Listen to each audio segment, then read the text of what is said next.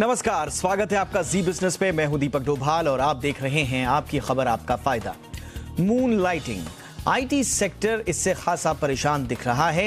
एक तो talent crunch, ऊपर से ये नई आफत। बहुत से कर्मचारी एक साथ दो जगह या दो से ज्यादा जगहों पर काम कर रहे हैं। मून लाइटिंग को लेकर आईटी सेक्टर ही नहीं, हर सेक्टर में अब चर्चा हो रही है, मगर ये कॉन्सेप्ट नया नहीं है। हाँ, नाम जरूर नया लग रहा है और ग्लैमरस लग रहा है, लेकिन ये कॉन्सेप्ट बहुत पुराना है। आसान भाषा में आप इसे साइड जॉब भी कह सकते हैं। डॉक्टर्स, सीएस, टीचर्स, हमारे आसपास बहुत सारे ऐसे लोग हैं जो हम बचपन से देखते आए कि मून लाइटिंग करते आ रहे हैं। टेलर्स, ड्राइवर्स जैसे ब्लू कॉलर जॉब्स में भी लोग दो जगह काम करते दिखते हैं। फिर आईटी सेक्टर ही परेशान क्यों है? और मून लाइटिंग पर एक नई बहस खुद केंद्र सरकार में राज्य मंत्री राजीव चंद्रशेखर ने छेड़ दी है, जिन्होंने एक तरह से मून लाइटिंग का समर्थन किया है। अब एक तरफ सरकार है, सरकार के मंत्री की सोच है, और दूसरी तरफ आईटी सेक्टर के लोग हैं, वो जो इस कॉन्सेप्ट को अनएथिकल बता रहे हैं। आज हम अपने खास मेहमानों के साथ इस पर करेंगे चर्चा। पहले ये रिपोर्ट देखिए, फिर चर्चा को आगे बढ़ाते हैं मेहमानों के साथ।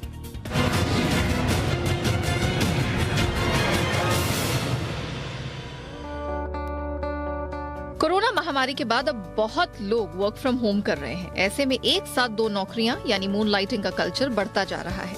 मून लाइटिंग को लेकर आईटी सेक्टर में दो तरह की राय दिख रही है। कुछ लोग इसे अनैतिक बताते हैं तो कुछ इसे समय की मांग मानते हैं। आईबीएम ने मून लाइटिंग को अनैतिक कहा है। इन्फोसिस ने कहा है कि अगर किसी को ऐसा करते पाया गया तो नौकरी से निकाला जा सकता है। विप्रो ने तो मून लाइटिंग के आरोप में 300 कर्मचारियों को नौकरी से निकाल भी दिया है।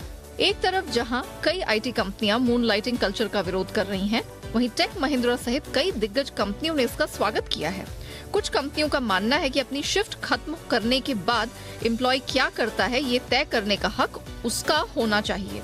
वो अपने खाली समय में जो चाहे कर सकता है।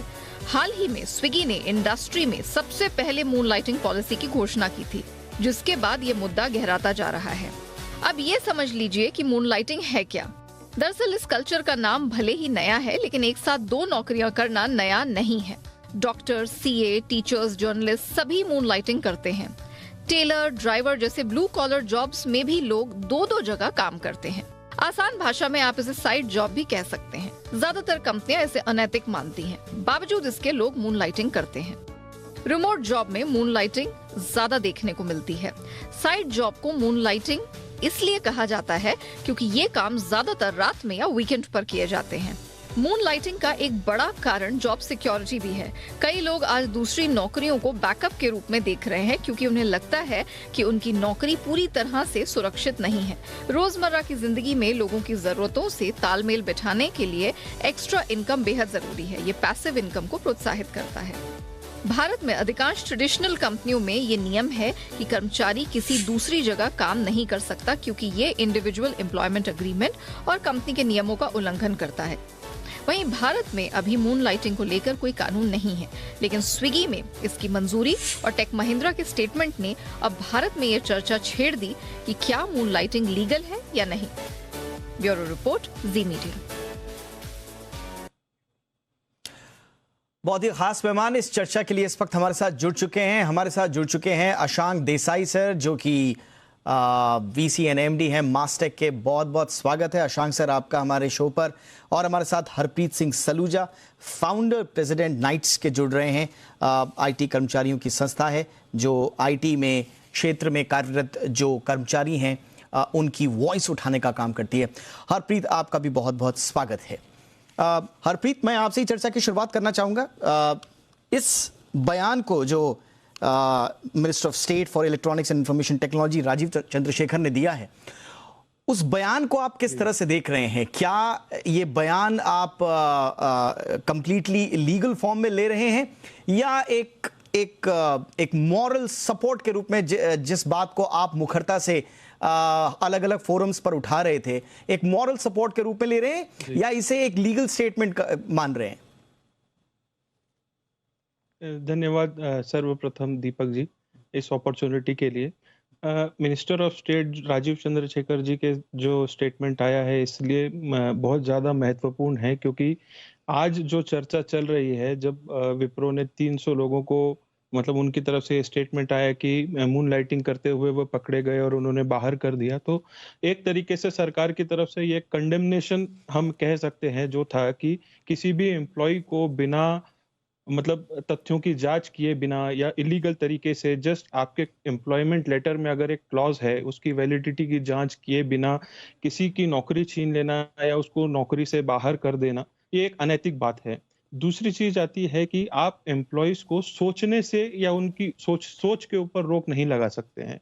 आप किसी एम्प्लॉयमेंट के ऊपर कानूनी रूप से वैसे भी अगर हम डुअल एम्प्लॉयमेंट की बात करें तो दीपक जी, आईटी क्षेत्र में जो दिग्गज आईटी कंपनियां हैं कोई भी गिग टाइप का जॉब प्रोवाइड नहीं करती, कोई भी company task based job provide नहीं करती और कोई भी company part time job provide नहीं करती। हम इन्फोसिस देख लें, टेक महिंद्रा देख लें या दूसरी कोई भी कंपनियां देख लें, तो एक तरीके से इस चीज को मतलब सत्यापित करना कि आईटी कंपनी में कार्यरत होने के बाद भी वो 300 एम्प्लॉय दूसरी कंपनी में काम कर रहे थे, वो आई मीन टू से कि वो एक सत्यापित नहीं किया जा सकता है। दूसरी चीज इसके अंदर एक बात और सामने गौर करने वाली है कि उनका कहना है कि ये डुअल एम्प्लॉयमेंट है, दैट इज इलीगल। लेकिन डुअल एम्प्लॉयमेंट करना क्या आईटी एम्प्लॉय के लिए पॉसिबल है? जो एम्प्लॉय 10 घंटे 12 घंटे ओवर टाइम बेनिफिट्स के बिना काम कर रहे हैं, क्या उनके लिए पॉसिबल है दूसरी जगह जाके 9 या 10 या 12 घंटे वापस से काम करना? क्योंकि पार्ट टाइम जॉब तो अगर आप करेंगे तो पहली चीज तो आईटी कंपनियों में ये प्रचलन नहीं है, किसी के पास में ऐसा कोई जॉब नहीं है कि वो जाके बट हरप्रीत अब मुझे यहाँ पर ही बताइए, क्या आप ये कहना चाह रहे हैं कि कंपनीज ने जिन कर्मचारियों को मून लाइटिंग के नाम पर निशाना बनाया है, कार्रवाई की है? अब इसमें दो बातें आप कह रहे हैं। एक, आप कह रहे हैं कि ये मून लाइटर्स हैं ही नहीं, इनके पास समय ही नहीं है मून लाइटिंग करने का, और दूसरा आप कह रहे हैं अगर इन्होंने की भी है तो वो उनकी मजबूरी है। तो इसमें दो पक्ष हैं, या तो आप या तो कंपनियां इस बात पर अनएथिकल ग्राउंड्स पर उनको फायर कर रही हैं, या आप जो कह रहे हैं कि अगर वो कर भी रहे हैं तो उनकी मजबूरी है। तो पॉइंट क्या है आपका? जी, पॉइंट इसमें यह है दीपक जी कि पहली चीज तो पॉसिबिलिटी एकदम है नहीं कि वो मूनलाइटिंग करे, क्योंकि डुअल एम्प्लॉयमेंट जो फैक्ट्रीज एक्ट में बताया गया है उसके हिसाब से अगर हम इसे देखें तो 8 या 9 घंटे टाइम नहीं है किसी के पास एक जॉब करने का फिर दूसरा जॉब करने का। जो दूसरी आईटी कंपनीज हैं वो पार्ट टाइम जॉब प्रोवाइड नहीं करती हैं, तो वो एक पॉसिबिलिटी भी खत्म हो गई। तीसरा, अगर कोई एम्प्लॉय ये करने की कोशिश भी करे अगर कि 8 घंटा में एक जगह काम करूं फिर 8 घंटे जाके दूसरी जॉब में काम करूं, वो पॉसिबल नहीं है, क्योंकि जब फुल टाइम एम्प्लॉय होता है तो उसका पीएफ जमा करना बहुत ज्यादा जरूरी होता है कंपनी के लिए। बट अगेन हरप्रीत, इसमें एक सवाल और आता है कि मून लाइटिंग हमेशा फुल टाइम ही तो नहीं होगी। अब इसमें भी मैं जो पढ़ पा रहा हूं उसमें 3-4 तरह की हैं। फुल मून लाइटिंग है, हाफ मून लाइटिंग है, क्वार्टर मून लाइटिंग है, और एक ब्लू मून लाइटिंग भी होती है जब आदमी पूरी तरह से फेल हो जाता है। तो क्वार्टर में तो आप पार्ट टाइम जॉब भी कर सकते हैं फुल टाइम जॉब के साथ, हाफ में आप जो आपके पास टाइम बचा हुआ उसका 50%। तो कोई जरूरी नहीं है कि 9 घंटे की जॉब या 8 घंटे की जॉब के बाद दूसरा 8 या 9 घंटे का हो। मून लाइटिंग तो किसी भी दूसरे नौकरी के स्वरूप को कहा जा सकता है। करेक्ट सर, लेकिन यहाँ पर बात आई है जब विप्रो ने उन 300 एम्प्लॉयज को निकाला तो एथिक्स को सामने रखकर निकाला, या डेटा प्राइवेसी का उन्होंने एक बहाना बनाया कि हमारी कंपनी में जो हम स्किल्स या नॉलेज प्रोवाइड कर रहे हैं वो एम्प्लॉय कहीं हमारा डेटा दूसरी कंपनी में उपयोग ना करे। तो अगर सेम कंपनी या उनके कॉम्पिटिटर की, जैसे उन्होंने बात कही थी अपने बयान में ऋषद प्रेम जी ने, तो उनके कॉम्पिटिटर कोई छोटे स्टार्टअप्स या टेक फर्म नहीं होंगे। हाल हम समझ सकते हैं कि बड़े ही कोई टेक फर्म की वो बात कर रहे थे, और अगर बड़े टेक फर्म प्रोवाइड ही नहीं करते हैं वैसा जॉब कहीं पर भी किसी भी जॉब पोर्टल पे या किसी भी प्लेटफॉर्म पे, इन बड़ी कंपनियों के द्वारा कोई भी ऐसी जॉब ओपनिंग्स नहीं है जो पार्ट टाइम की हो। दूसरी चीज, अगर हम इसको दूसरी तरीके से ये देखें कि अगर उस पर्सन ने 4 घंटे 5 घंटे अपने फ्री टाइम में कुछ काम किया, अगर वो एथिकली डेटा प्राइवेसी को ब्रीच नहीं कर रहा है या कंपनी के एथिक्स को ब्रीच नहीं कर रहा है या उनके कॉम्पिटिटर के पास वो काम नहीं कर रहा है, देन कॉन्स्टिट्यूशनली उसके पास में ये राइट है, उसको संवैधानिक हक है। आर्टिकल 21 में right to livelihood, right to life में एनविजाज्ड है, उसके पास ये कानूनी रूप से हक है कि वो जाकर दूसरी जगह काम कर सके। आज अगर हम इसके पीछे का हरप्रीत, मैं यहाँ पर रोकूंगा आपको। इस वक्त हमारे साथ जंग बहादुर सिंह डायरेक्टर हैं ऑन के, वो भी जुड़ चुके हैं। जंग बहादुर जी, बहुत बहुत स्वागत है आपका। सबसे पहले तो मैं आपका ठीक समझना चाहूंगा, और इंडस्ट्री का ओवरऑल फीडबैक क्या है, एम्प्लॉय और एम्प्लॉयर दोनों का, मून लाइटिंग को लेकर, खास तौर से minister of state Rajeev Chandrasekhar ji का जो बयान आया है उसके बाद? पहले तो धन्यवाद इस शो पे इनवाइट करने के लिए। आई थिंक आपका जो सवाल है काफ़ी इम्पोर्टेंट सवाल है, बिकॉज ये जो मून लाइटिंग का विषय है काफ़ी चर्चित है, काफ़ी इस पे डिबेट चल रहा है और इसके कई पहलू हैं। जब हम इंडस्ट्री से बात करते हैं, एम्प्लॉय से बात करते हैं, अपनी प्रतिक्रिया भी देखते हैं, तो सबसे बड़ी बात तो ये है कि अभी इस पे एक कंसोलिडेटेड व्यू नहीं आया है कि लीगली इसकी क्या वैलिडिटी है। क्योंकि अगर हम देखें इंडस्ट्री में हमारे तरीके की सर्विस ऑर्गेनाइजेशन है, उनके भिन्न भिन्न क्लाइंट से अलग अलग कॉन्ट्रैक्ट होते हैं और हर कॉन्ट्रैक्ट का अपना एक दृष्टिकोण होता है, प्राइवेसी को लेके, डेटा कॉन्फिडेंशियलिटी को लेके या फिर कॉन्फ्लिक्ट ऑफ इंटरेस्ट को लेके। और दूसरी तरफ प्रोडक्ट कंपनियां होती हैं या मैन्युफैक्चरिंग कंपनी है, उनका अपना एम्प्लॉयमेंट कॉन्ट्रैक्ट होता है। अभी एक पहलू तो है जो कि सबसे बड़ी बात है कि लीगली ये कितना किस हद तक वैलिड है। दूसरा चीज जो कई लोग जिसकी बात नहीं कर रहे हैं कि ये मून लाइटिंग का जो विषय है थोड़ा रीसेंट है और अभी हाल ही में काफी चर्चित हुआ है। अगर आई थिंक जो सबसे बड़ी बात हम नहीं कर रहे हैं वो ये है कि जब आप कोई एम्प्लॉयर चूज करते हैं, क्योंकि ये नया विषय है, किसी ने इसके ऊपर डिस्कशन नहीं किया होता है कि आपकी कंपनी की पॉलिसी क्या है। अगर कल को मैं वही समझ रहा हूं कि हमारी देखिए, अब इसमें देखिए जंग बहादुर जी, ये नया कॉन्सेप्ट तो नहीं है। मैं जो पढ़ पा रहा हूँ 80s 90s के मैं आर्टिकल्स पढ़ रहा हूँ, उस समय भी मून लाइटिंग पर बहस होती थी, उस समय भी इसका अनएथिकल या एथिकल है इस पर बहस होती थी। कई आर्टिकल्स में देख रहा हूँ बड़े बड़े पब्लिकेशंस में छपे हैं जिन्होंने कहा कि अगर आप एक सफल बिजनेसमैन बनना चाहते हैं तो फिर आपको मून लाइटिंग से आपकी जो फुल टाइम जॉब है उसके साथ मून लाइटिंग शुरू करनी पड़ेगी, और ये सफल होने का एक मंत्र के रूप में देखा जाता था। कई जगह पर उस पर आर्टिकल्स हैं कि नहीं ये अनएथिकल है। क्या हमारी इंडस्ट्री अब तक इतने सालों में, इतने दशकों में मून लाइटिंग को लेकर मैच्योर क्यों नहीं हो पाई? ये हम रिसेंट फिनोमेना क्यों मान रहे हैं, नया कॉन्सेप्ट हम क्यों मान रहे हैं?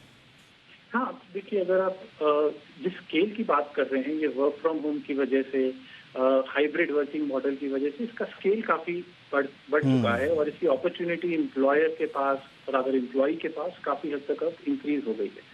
तो इसीलिए स्केल को रखते हुए ये कहा जा सकता है कि थोड़ा रीसेंट है जिस स्केल पे इसकी अपॉर्चुनिटी एग्जिस्ट करती है। दूसरी बात आई थिंक मैच्योरिटी की, तो ऐसे देखिए इसमें एक लीगल पहलू है जिसकी मैं बात कर रहा था। जब तक उसके ऊपर एक सॉलिड डिस्कशन नहीं होता है, एक डेफिनेटिव आंसर नहीं मिलता है, कहना बहुत मुश्किल है कि क्योंकि इसके एम्प्लॉयर अपनी जगह है, उसके अपने रीजन हैं इसके लिए और एम्प्लॉय के लिए भी काफी आर्गुमेंट उसके फेवर में भी।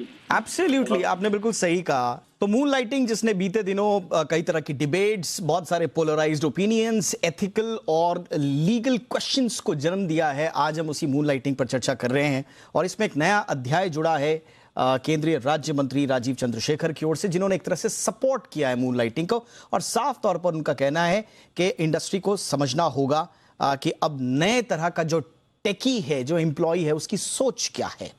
लेकिन इसमें कई सवाल हैं जो बचते हैं। हरप्रीत, सवाल एक और सवाल ये है जो कि इंडस्ट्री के पक्ष को रखता है, और वो ये कि क्या हम कहीं ढक तो नहीं रहे हैं, छुपा तो नहीं रहे हैं इंडस्ट्री के उस अधिकार को जिसमें उसको ये अधिकार है कि वो प्रोडक्टिविटी और एफिशिएंसी को एसेस करे एम्प्लॉय के करंट रोल में, और अगर उसकी प्रोडक्टिविटी और एफिशिएंसी प्रभावित हो रही है तो क्या उसको यह अधिकार नहीं है अकाउंटेबिलिटी ठहराने का उस एम्प्लॉय की और फिर उस पर एक्शन लेने का? और ये जो हमारा आईटी क्षेत्र है, यहाँ पर तो हर साल ही असेसमेंट होता है, हर साल एम्प्लॉय का अप्रेजल होता है। कुछ ऐसे हैं जो मंथली इंसेंटिव्स देते हैं, कुछ कंपनियां ऐसी हैं जो क्वार्टरली इंसेंटिव्स देती हैं। तो एक कंटिन्यूअस साइकिल है जिसमें आईटी एम्प्लॉयज ऑलरेडी उनका असेसमेंट जारी है। अगर उनकी प्रोडक्टिविटी में, एफिशिएंसी में कहीं कमी आई है तो कंपनीज उनको फीडबैक दे सकती है, ना कि उनको सीधा कंपनी से बाहर निकाल दे बिना किसी तथ्य की जानकारी के बिना।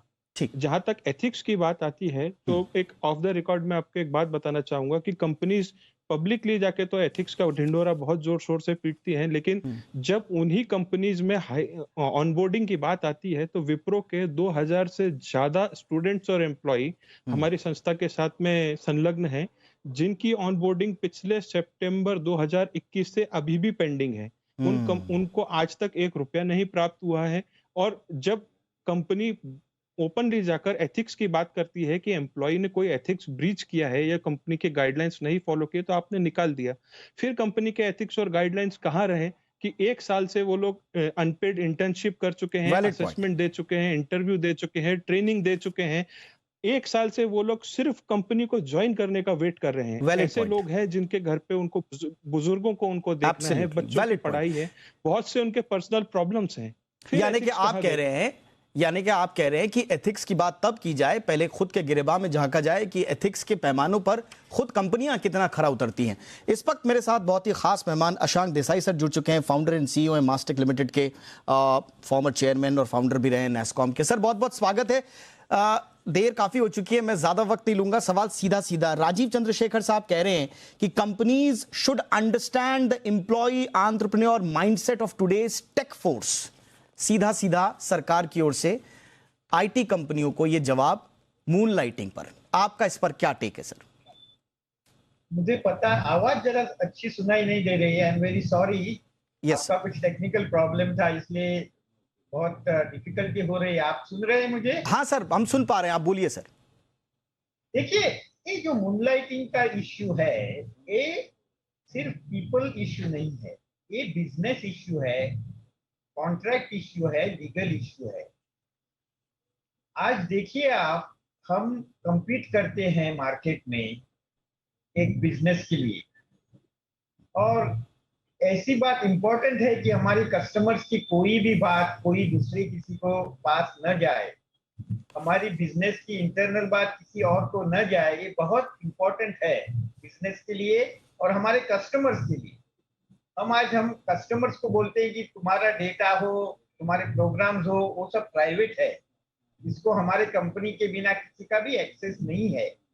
तो इसलिए हम कॉन्ट्रैक्ट साइन जब करते हैं एम्प्लॉयज के साथ, तब उनको बोलते हैं कि they can not work on any other job. इसलिए नहीं कि हम उनको कुछ वंचित करना चाहते हैं, हमें इंपॉर्टेंट है कि हमारा कस्टमर से कॉन्ट्रैक्ट रहता है और वो कॉन्ट्रैक्ट हमें ऑनर करना पड़ता है।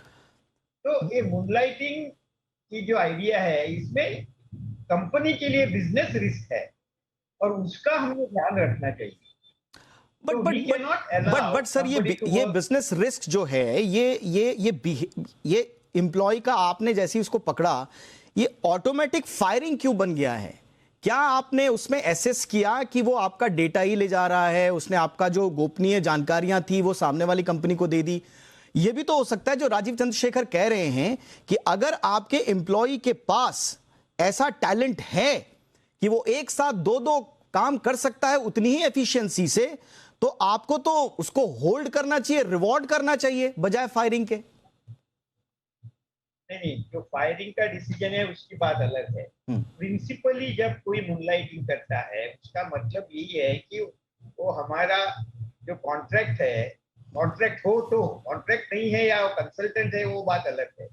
जब तक कॉन्ट्रैक्ट है कि हम दूसरी किसी जगह काम नहीं करेंगे, तो उन्होंने कॉन्ट्रैक्ट का कॉन्ट्रैक्ट बाहर चले गए, वो ये बराबर नहीं है, एक बात।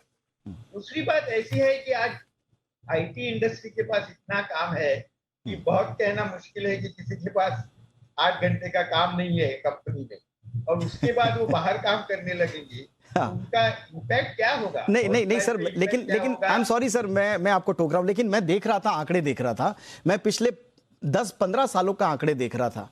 आईटी जॉब्स में जो पैसा आज से 10-15 साल पहले मिल रहा था, कमोबेश उसी ब्रैकेट में आज भी मिल रहा है। आप महंगाई देखिए कहां से कहां चली गई। दूसरा, आप एथिक्स की बात करते हैं, मल्टीपल प्रोजेक्ट्स पर लोग काम कर रहे हैं, उन्हें सैलरी एक मिल रही है सर, जबकि कंपनी की कमाई तो हर प्रोजेक्ट पर, हर हेड काउंट पर मिल रही है। तो फिर ये कहां से अनएथिकल हो गया? देखिए, आपका डेटा मुझे पता नहीं है, मगर आप एक सीधी सादी बात है, आज कंपनी का एम्प्लॉय कॉस्ट करीबन 50-60% रहता है, और ये जो परसेंटेज है वो चेंज नहीं हुआ है। पहले से इतना परसेंटेज था 10 बरस पहले या 50-15 बरस पहले, उतना ही परसेंटेज अब भी है। यानी कि उसका मतलब ऐसा है कि हम ज्यादा बिजनेस जब कर रहे हैं तो एम्प्लॉयज को भी उसका सैलरी जाता है। ऐसी बात होती थी कि हम कैसे उनको कम पे करते थे तो हमारा परसेंटेज बहुत कम होता था, 50 से 60% से 30-40-50 हो जाता था, ऐसा हुआ नहीं है। तो ये तो डेटा है, पब्लिक कंपनियां हैं ये सब। ऑलराइट तो सर, ये बात ठीक नहीं है कि हम पे नहीं कर रहे हैं और बिजनेस का रेवेन्यू बढ़ा रहे हैं। हाँ। कहना बहुत हाँ, बट सर ये एथिकल ग्राउंड पे बहुत सारे सवाल क्योंकि आईटी कंपनियों पर भी उठे हैं, मैं उन्हीं का हवाला दे रहा था। और दूसरी बात ये है कि अगर परफॉर्मेंस ऑफ द एम्प्लॉय अगर वो हैम्पर्ड नहीं है तो फिर कंपनीज को क्यों प्रॉब्लम है कि वो एक जगह काम करें, अपने 8 घंटे की 9 घंटे की, आपके टारगेट्स पूरे हो रहे हैं, आपको वो 100% दे रहा है, आपके लिए वो जितना उसको समर्पण दिखाना चाहिए अगर वो समर्पण दिखा रहा है तो उसके बाद वो क्या कर रहा है, कंपनी को ये अधिकार कैसे है कि वो फिर उसकी व्यक्तिगत लाइफ में झांक के देखे, एक सवाल उठता है। लेकिन मैं जाते जाते फटाफट से जंग बहादुर जी आपसे एक टेक लेना चाहूंगा। क्या ये इश्यू अगर सिर्फ वर्क फ्रॉम होम के कारण उपजा है तो वापस ऑफिस बुलाने के बाद उनको समझा बुझा कर बैठने के बाद क्या काम बात बनेगी? और उससे भी संक्षेप में आपसे मैं समझना चाहूंगा, क्या इंडस्ट्री तैयार है मून लाइटिंग को एक्सेप्ट करने के लिए, खास तौर से सरकार के राज्य मंत्री के बयान के आलोक में? आई थिंक जहाँ तक कि मून लाइटिंग का विषय है, अगर रिटर्न टू वर्क होगा उससे कम होगा मून लाइटिंग, वो तो आई थिंक स्वाभाविक है। पर आई थिंक इसका बड़ा सोल्यूशन यही होगा जब तक लीगल स्पष्टीकरण नहीं आती, हर कंपनी को अपना पॉइंट ऑफ व्यू एक स्ट्रॉन्ग शब्दों में देना चाहिए और इवन बिफोर एम्प्लॉय आपको ज्वाइन करे उसको पता हो कि आपका इसके ऊपर क्या पॉइंट ऑफ व्यू है, क्या आप सपोर्ट करते हैं, नहीं सपोर्ट करते हैं, तो कि एम्प्लॉय पर्सपेक्टिव जो एम्प्लॉय है उसके पास चॉइस हो, वो अपना डिसीजन ले सकता है कि वो आपकी पॉलिसी से एग्री करता है। अगर एग्री करता है तभी वो ज्वाइन करे, तो कल को सरप्राइज ना हो। तो आई थिंक एक वो एंगल है जो कि जब तक लीगल स्पष्टीकरण नहीं एब्सोल्युटली। मेरे पास वक्त की कमी है, मैं आप तीनों से और भी चर्चा करना चाहता था लेकिन बहुत वक्त की कमी है मेरे पास, समअप करना पड़ेगा। बहुत बहुत शुक्रिया आप तीनों का। अशांक सर शुक्रिया, आपने वक्त निकाला हमारे लिए। जंग बहादुर जी बहुत बहुत शुक्रिया। हरप्रीत सिंह सलूजा आपका भी बहुत बहुत शुक्रिया वक्त निकालने के लिए। आपकी खबर आपका फायदा में इतना ही, इजाजत दें, नमस्कार।